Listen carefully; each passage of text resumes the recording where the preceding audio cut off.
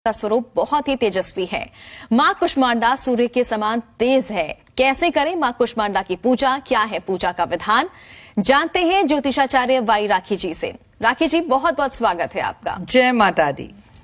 राखी जी, programme की शुरुआत करते हैं। आज चौथा दिन है नवरात्र का और ऐसे में आज मां कुष्मांडा को कैसे प्रसन्न किया जाए, कैसे उनकी पूजा अर्चना की जाए? हे कुष्मांडा देवी, तुम्हें शत नमन और कोटि प्रणाम। बस ऐसे ही आज दिन की शुरुआत करें माँ को सबसे पहले प्रणाम कर कर, क्योंकि माँ का ये स्वरूप सभी देवी के स्वरूपों में सबसे खास है। यकीन मानिए, अगर ये स्वरूप ना होता तो आप और हम भी ना होते। आप और हम तो बहुत छोटी बात है, ये सृष्टि ही ना होती। कैसे आपके आज के इस कार्यक्रम में आज आपको सब कुछ पता चलेगा। माँ को प्रसन्न करने के लिए आज एक खास भोग लगाया जाता है और माँ आपको रोग और कष्टों से बचाती है। ओए होए, यानी कि हम सब सिर्फ यही तो चाहते हैं कि हमारी काया बहुत अच्छी है। तो मैं बता दूं कि माँ की पूजा करने से रोग दोष खत्म हो जाते हैं। बिल्कुल। और किस तरह से पूरे विधि विधान से अगर माँ की पूजा अर्चना करना चाहें, क्योंकि देखिए माना भी जाता है कि माँ की पूजा अर्चना करने से सारे रोग और सारे दोष चले जाते हैं। देखिए, माँ के किस तरह से पूजा करें उससे पहले हम जो है माँ का रूप समझना होगा। माँ की 8 भुजाएं हैं। माँ घोड़े, माँ जो है क्षमा चाहूंगी, शेर पर सवार है और माँ का शेर बहुत खूबसूरत और शक्ति से भरपूर है। माँ के हाथ में जप माला है और वो भी रुद्राक्ष माला है। तो आज माँ को रुद्राक्ष की माला अर्पण करना बहुत अच्छा होता है। माँ के कमल का फूल माँ के हाथ में है, कलश माँ के हाथ में है और धनुष माँ के हाथ में है। तो कहा जाता है कि आज के दिन अगर आपको शक्ति चाहिए तो माँ की पूजा आराधना अर्चना जरूर करनी चाहिए। इससे आपको काफी लाभ होता है और माँ के इस रूप से ये पता लगता है कि माँ आपको शक्ति देती है, सेहत देती है, स्वास्थ्य देती है, रोगों को खत्म करती है। और माँ की पूजा करने के लिए आज आपको माँ को विशेष चीजें भोग लगानी चाहिए। साथ साथ आज आपको धरती की पूजा जरूर करनी चाहिए। और जिस तरह से माँ के अगर श्रृंगार की बात करें, किस तरह से माँ का श्रृंगार किया जाए, क्योंकि हर दिन हम देखते हैं कि अलग अलग रंग होता है माँ के अलग अलग स्वरूप का। आज का कौन सा रंग है? गेंदे के फूल पीले रंग के भी आते हैं और कुछ ऑरेंज कलर के भी आते हैं। तो माँ का जो आज रंग है ना, वो माँ के 2 रंग हैं। एक तो संतरी रंग, जैसा कि मैंने आपने पहना हुआ है, लेकिन दूसरा माँ का जो रंग है मिट मैला, मतलब जो धरती का रंग होता है ना, ब्राउन कलर सा, हल्का सा ब्राउन, वैसा। तो आप ऑरेंज कलर में काफी अच्छे लगेंगे, तो ऑरेंज कलर जरूर पहने। एक शक्ति आपको महसूस होगी। गलती से भी शनिवार का दिन है ये सोच के काले नीले कपड़े ना पहने। माँ को ऑरेंज फूल आज अर्पण जरूर करें। माँ को ऑरेंज सिंदूर अर्पण जरूर करें। आज खुद भी सिंदूर जरूर लगाएं। माँ को आज इत्र लगाना है और वो भी चंदन का इत्र लगाना कंपलसरी है। आज माँ को ऑरेंज या लाल रंग की बिंदी है, ऑरेंज लाल रंग की चूड़ियां अर्पण करना बेहद ज्यादा जरूरी है। माँ के जीवन, आप अपने जीवन में अगर माँ का आशीर्वाद चाहते हैं तो मैं आज आपको बता दूं कि कम से कम आपको 8 गुलाब के फूल लेकर एक पान के पत्ते पर रखकर माँ को अर्पण करने से आपकी जो मनोकामना हो वो पूर्ण होगी।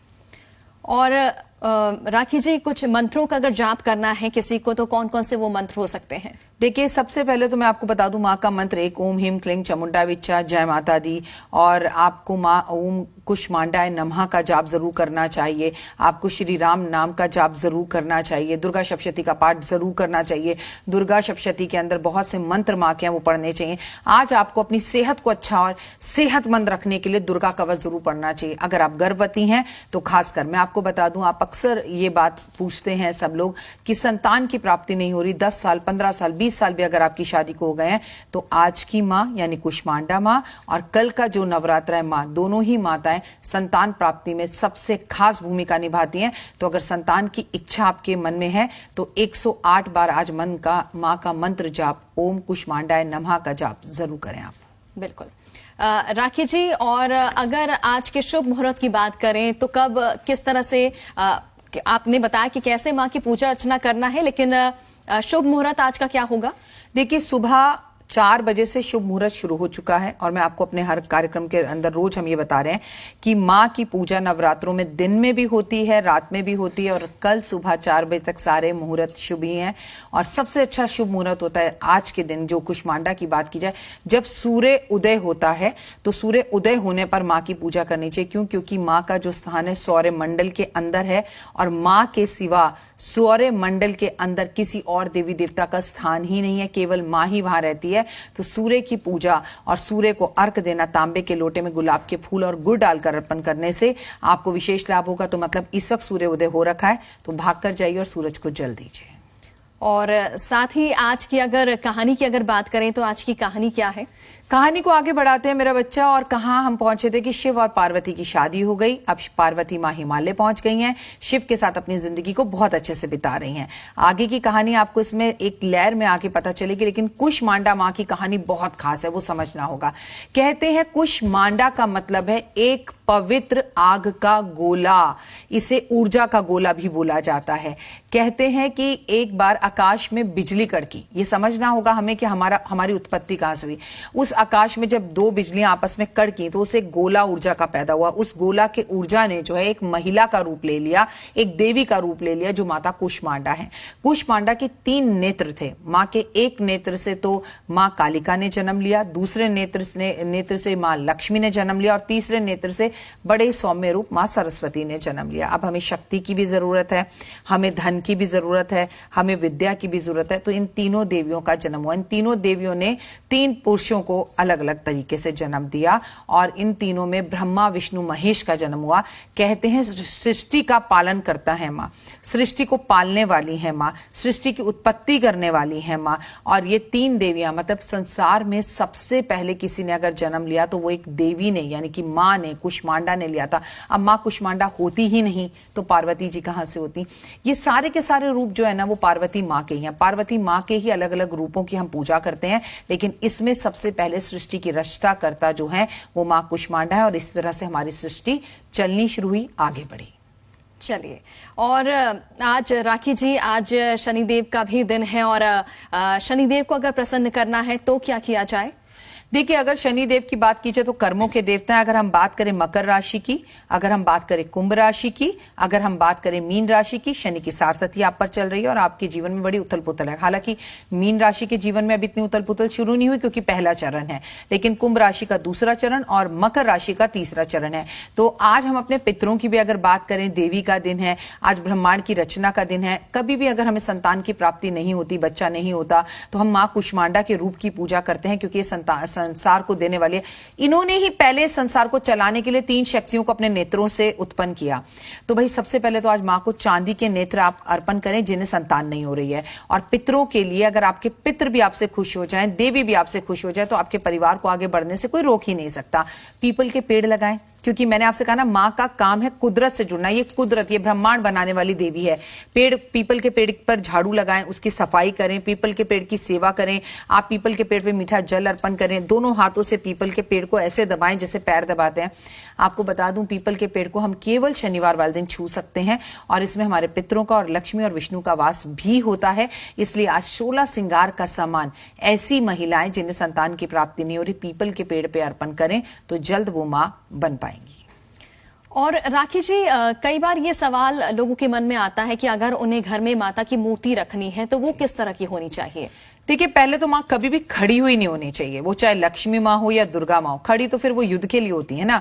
मां आराम से बैठी हुई हो, चाहे तो आसन पर बैठी हुई हो, चाहे शेर पर बैठी हुई हो। और एक बात का और ध्यान रखिएगा, जब आप ऐसी मूर्ति अपने घर में रखते हैं तो शेर का मुंह खुला नहीं होना चाहिए। अगर अब आपके घर में है ही तो किसी तरह का वहम ना करें कि मेरा टीवी शो देखकर आप उसे घर से बाहर निकाल दें। जी नहीं, आप शेर के मुंह में कॉटन भर दीजिए या कोई अनाज भर दीजिए या उसे चुन्नी से ढक दीजिए, वो मुंह दिखाई ना दे, बस इतना कर लीजिए। लेकिन मूर्ति को बाहर निकालने की जरूरत नहीं है।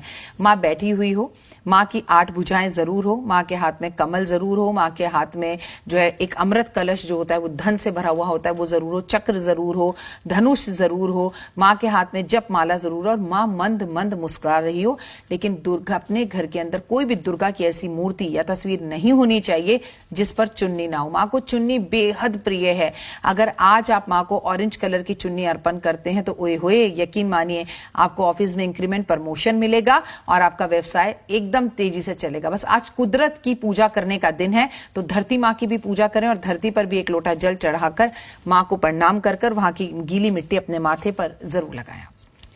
चलिए राखी जी, आपने ये तो बता दिया कि हमें क्या क्या करना चाहिए, लेकिन क्या नहीं करना चाहिए ये भी जरा बता दीजिए। देखिए, वैसे तो मैं जो बात बोल रही हूँ वो आपको कभी भी नहीं करनी चाहिए, लेकिन आज के दिन तो खासकर नहीं करिए। चलिए, कभी का तो छोड़िए, आज ही रूल फॉलो कर लीजिए। काले और नीले कपड़े ना पहने। आप देख रहे होंगे मैं रोज टीवी चैनल पे बाल खोलकर बैठती हूँ। आज मैंने भी बाल बांध रखे हैं, बाल बांध के रखें। बेहद ज्यादा जरूरी है, किसी महिला का अपमान ना करें। आज आप कोई पीपल का पेड़ ना कटवाएं, कटवाना कभी भी नहीं चाहिए, लेकिन शनिवार वाले दिन तो ये गलती बिल्कुल मत कर दीजिएगा आप। फर्दर फ्यूचर अगर आप अपना अच्छा चाहते हैं, आप इत्र लगाएं, खूबसूरत रहें, किसी का दिल ना दुखाएं। किसी छोटी बच्चे या किसी को आपके घर में है, जैसे पेरेंट्स आते हैं, बताते हैं कि पापा को बहुत गुस्सा आता है, काम नहीं चल रहा, तो अपनी बेटियों को मारते हैं। तो भाई, आपका जीवन में फिर कोई भी अच्छा नहीं कर सकता। बात ये नहीं कि हमें बेटियों को नवरात्रे पे नहीं मारना, उल्टा हर पिता को उसकी बेटी चाहे 20 साल की क्यों ना हो गई हो, अपनी बेटी के पांव छूकर घर से बाहर निकलना चाहिए। ऐसा शख्स दिन दुगनी रात चौगनी तरक्की करता है। लेकिन जो शख्स अपनी बेटियों पर हाथ उठाते हैं, मारते हैं, उन्हें स्वयं ब्रह्मा भी नहीं बचा सकते। चलिए, और अक्सर राखी जी, तमाम सवाल आते हैं दर्शकों के। एक कॉमन सवाल रहता है कि हमारे घर में नेगेटिविटी काफी ज्यादा होती है, वो नेगेटिविटी कैसे दूर की जाए? आज अपने घर में तुलसी के पौधे लाकर लगाएं। दिन है शनिवार का, आज आप अपने घर में शम्मी का पौधा जरूर लगाएं। बेहद ज्यादा जरूरी है। माँ को अच्छी अच्छी चीजें भोग लगाएं। नेगेटिविटी को दूर करने के लिए अपने घर में लोबान का धुआं दें। सबसे महत्वपूर्ण है कि तेज पत्ते को कपूर पे रखकर अगर पूरे घर में उसकी धुनी दी जाए तो बहुत लाभ होगा। और अपने घर में शंख बजाएं। जहां भी हो, सुबह शाम दुर्गा सप्तशती और कनक धारा स्रोत का पाठ आप ऊंची आवाज में अपने फोन पे या म्यूजिक सिस्टम पे जरूर लगाएं। चलिए, तो ये उपाय अगर करेंगे तो इसका फायदा जरूर मिलेगा। और राखी जी, कई बार ये देखा जाता है कुछ लोगों की पर्सनालिटी ही ऐसी होती है कि वो काफी डरते हैं, काफी कंफ्यूज वो रहते हैं, कोई डिसीजन नहीं ले पाते, हमेशा लोगों से एडवाइस लेते रहते हैं, डाउटफुल रहते हैं। तो ये डर भगाने के लिए क्या कोई उपाय हो सकता है? आत्मबल, आत्मविश्वास। और वो किससे बढ़ता है? पिता से, सूर्य से। अगर हम अपने पापा के साथ रात को 12 बजे भी सुनसान सड़क पर आ रहे हो तो हमारे मन में बड़ी चाह रहती है, पापा है ना, कुछ नहीं होगा, है ना। तो हमें अपने पिता का सानिध्य चाहिए होता है, ठीक है। अगर पत्नी की बात करें, वो अपने पति के साथ वापस आ रही हो तो उसे पति का सानिध्य चाहिए होता है, यानी पुरुष का सानिध्य। एक अंदर से एक सिक्योरिटी होती है कि नहीं, पापा है साथ में, हस्बैंड है साथ में, भाई है साथ में, सब ठीक होगा, ठीक है, एक अपनापन। और वैसे ही हमारे ग्रहों के अंदर जो पिता है वो सूर्य देवता है। मैं आपसे बार बार कह रही हूं, माता कुष्मांडा सूर्य मंडल के अंदर रहती है, वहां कोई और नहीं रह सकता, जल जाएगा, खत्म हो जाएगा, वहां तक पहुंच ही नहीं पाएगा। तो अगर आज आप सूर्य की आराधना अर्चना करें और आज से सूर्य देवता को आप जल देना अर्पण करें तो ओए होए आप महसूस करेंगे कि आपका कॉन्फिडेंस, आपका आत्मबल इतना बढ़ गया कि आपके साथ अगर कोई लड़की जाएगी तो वो कहेगी, अरे दीदी तुम हो ना, भाभी आप हो ना, आपके साथ मुझे कभी डर नहीं लगता। मतलब पुरुषों जैसा आत्मबल आपको सूर्य देवता और आज की देवी देंगी। और राखी जी, हर कोई चाहता है सुखी जीवन जीना, और ऐसे में घर में उनके जीवन में सुख बना रहे, सुख को बढ़ाने के लिए इसके लिए क्या उपाय है? देखो, हम ना एक बात भूल जाते हैं, एक वास्तु के टिप की बात कर लेते हैं। हमारा जो घर है ना, उसका मुख्य दरवाजा बहुत महत्वपूर्ण है। मैंने अक्सर लोगों के घर को देखा है कि उनके घर के दरवाजे काले रंग के होंगे, पेंट करवा रखा होगा, और कहते हैं जी हमने तो नजर बट्टू लगा रखा है, जी नजर ही नहीं लगेगी, लेकिन उस काले दरवाजे से लक्ष्मी भी कभी अंदर नहीं आएगी। तो कई लोग हरा रंग करवा लेते हैं। जी नहीं, ऐसा मत करें। घर के दरवाजे को कभी ठोकर ना मारें, घर के दरवाजे की चौखट पे कभी ना बैठें, घर के दरवाजे को खोलने और बंद करते वक्त आवाजें ना आए। घर के अंदर आप बरकत चाहते हैं, डर ना लगे, आप तरक्की चाहते हैं, घर के अंदर पॉजिटिविटी चाहते हैं, तो घर का दरवाजा देखते ही जो शख्स आपके घर के बाहर से निकल रहा हो ना, वो सिर्फ अपने मन में चाहे मुझे एक बार ये घर अंदर से देखना है, जो घर बाहर से इतना सुंदर है वो अंदर से कैसे होगा, बस इसे घर कहते हैं। ये छोटी छोटी चीजें अगर आप सोचते हैं ना और करते हैं, आपके जीवन में सुख ही सुख बढ़ने शुरू हो जाएंगे। राखी जी, एक सवाल, एक काफी अनोखा सवाल है, और लोगों का ये मानना होता है, खासकर जो घर की गृहिणियां होती हैं, जो महिलाएं होती हैं, उनका ये कहना होता है कि हम घर में अच्छे से अच्छा पकवान बना ले, खाना बना ले, लेकिन घर के लोगों को खाना पसंद नहीं आता। इसके पीछे की क्या कोई ज्योतिषी वजह होती है? इसके पीछे पहले तो वास्तु होता है, शायद आपके किचन में अग्निकोण डिस्टर्ब है, और दूसरा इसके पीछे अन्नपूर्णा देवी की पूजा ना करना। हम माँ दुर्गा की पूजा शक्ति के लिए करते हैं, लक्ष्मी की पूजा पैसों के लिए करते हैं, सरस्वती जी की पूजा विद्या के लिए करते हैं। पता नहीं क्यों हम अन्नपूर्णा देवी की पूजा ही नहीं करते। अरे उनसे ही तो भोजन मिल रहा है। अपनी किचन को साफ सुथरा कर ऊंची किसी ईशान कोण में, जो किचन के अंदर ईशान कोण बन रहा है, वहां पे आपको अन्नपूर्णा देवी का एक चित्र लगाना चाहिए, एक मूर्ति रखनी चाहिए, उनके सामने कटोरा भर के चावल रखने चाहिए। 3-4 दिन बाद ये चावल जो है पक्षियों को खिला देने चाहिए, फिर भर के रखने चाहिए। चाहिए। और आप जो भी पहली रोटी बनाएं उसे आप गाय को दें और घर की आखिरी रोटी कुत्ते को दें, और खाने में थोड़ा सा चीनी, शहद, गुड़ मिलाना शुरू कर दीजिए। आप देखिए आपका खाना इतना स्वादिष्ट बनेगा कि उसकी खुशबू और महक दूर दूर तक जाएगी। चलिए, बहुत अच्छे उपाय आपने बताए हैं राखी जी। खासकर ये देखा जाता है कि लोगों को ऐसा लगता है कि उन्हें नजर लग गई है या नजर दोष की यहाँ पर बात कही जाती है। तो सबसे पहले तो ये जानना चाहेंगे कि ऐसा कुछ होता है कि नजर लग जाती है, अगर ऐसा है तो नजर दोष से बचने के लिए क्या किया जाए?